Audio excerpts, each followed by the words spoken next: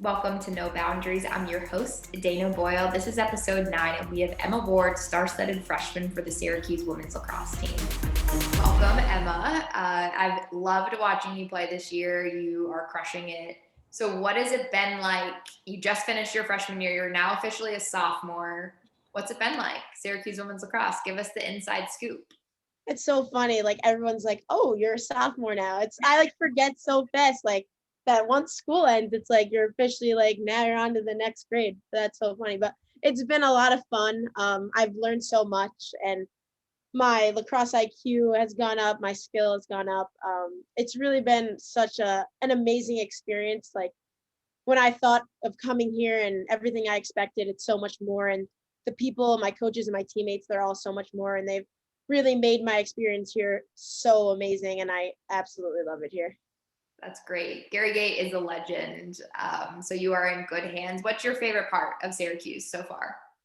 Um, I would say lacrosse, but I know if my mom watches this, she's gonna want me to say something about school. But I think that my favorite part is obviously like getting to play lacrosse and continuing my lacrosse career has been great, but being able to get a really good education and be in a school where I'll be able to pursue like what I want to do through classes this year and for the next 3 years after this has been really, really nice. And I've learned so much and kind of is preparing me for the next step of my life.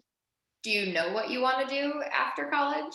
Yeah, so I'm gonna go into the forensics program here, and then after that, kind of figure out what I want to do. I'm not really sure what I want to do in forensics yet, but I think like I like watch like Criminal Minds and shows like that, and I love like FBI agents, and I know it's like a long shot, but like something like that, working for the government or something like that. Dream big, it is possible. I also like CSI and all of those crime shows. Like I watch Law and Order all the time. I'm like, I could do that. I could do that.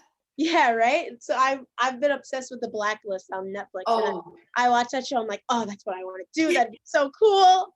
I'm like it's so waiting for good. like a Raymond Reddington to like pop out. I'll be his informant. So funny.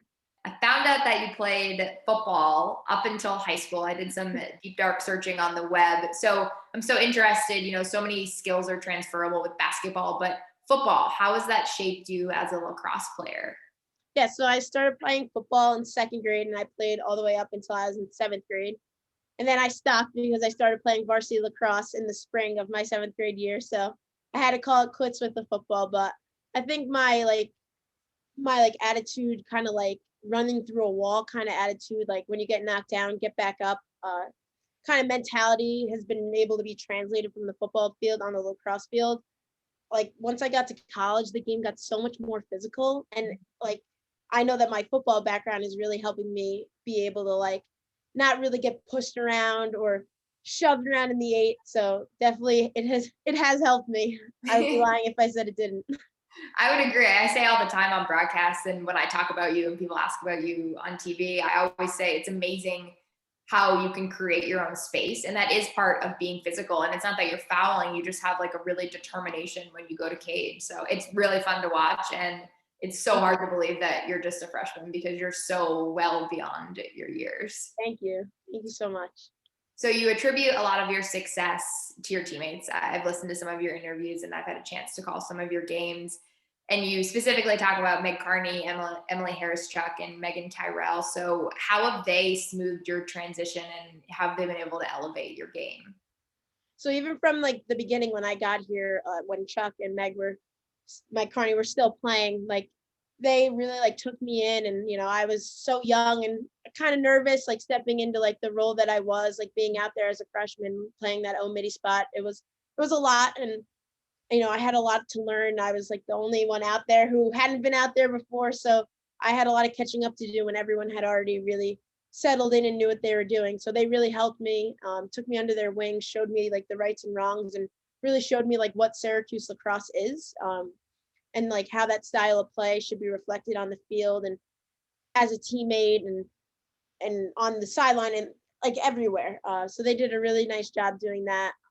And then once they got hurt, sadly, my role like got a lot bigger than I ever expected it to as a freshman. But they really, they always have wanted the best for me, and they continue to like show me I'll like come off the sidelines after like scoring and they'll be like, that was great, and I'm like, you guys are awesome.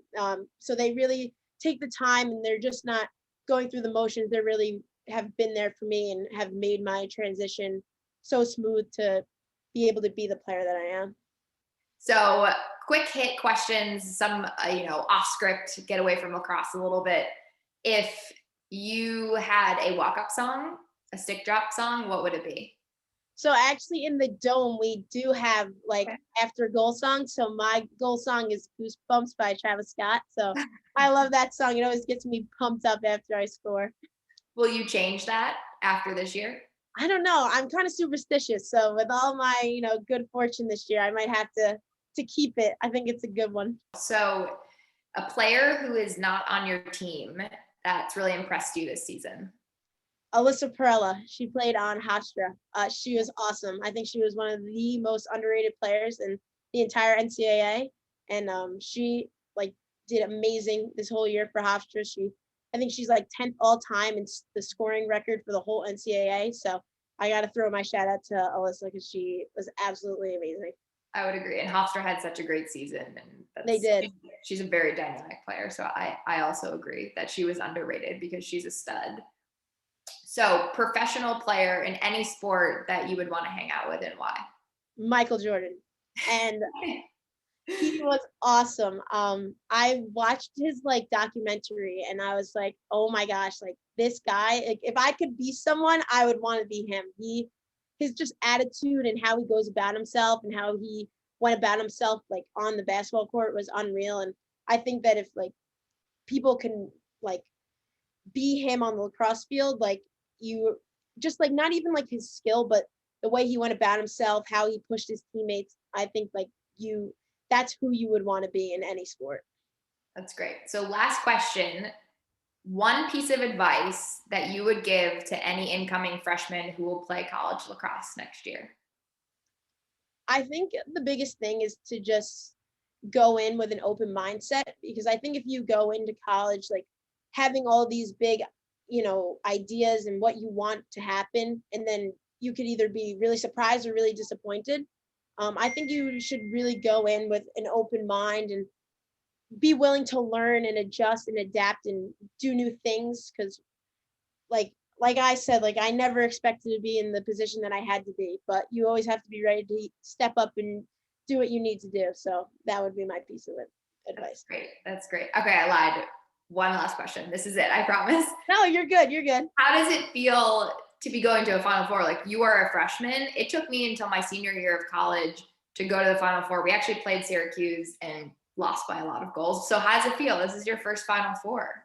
It's super exciting. And I was like talking to somebody about it and they're like, oh, how do you feel? And I go, well, I'm really excited, but I think a lot of my excitement comes from like looking at like our upperclassmen, Asa, Ella, like Kara Quimby, like looking at them and seeing how excited they are, because they know how hard it is to get there. And they've been through so much. And I think the last time, like Kara Quimby, she's a 6th year. The last time she was there was when she was a freshman. So it's like a once in a lifetime kind of thing. And like, you really need to take it and run with it. So I think a lot more of my excitement comes from seeing how excited they all are to finally be there and try to fight to win that national championship. So that's where all my excitement comes from. That's great. Well, you're an amazing player. You were such a stud. We have all had so much fun watching you play, and I'm so excited to actually be on site.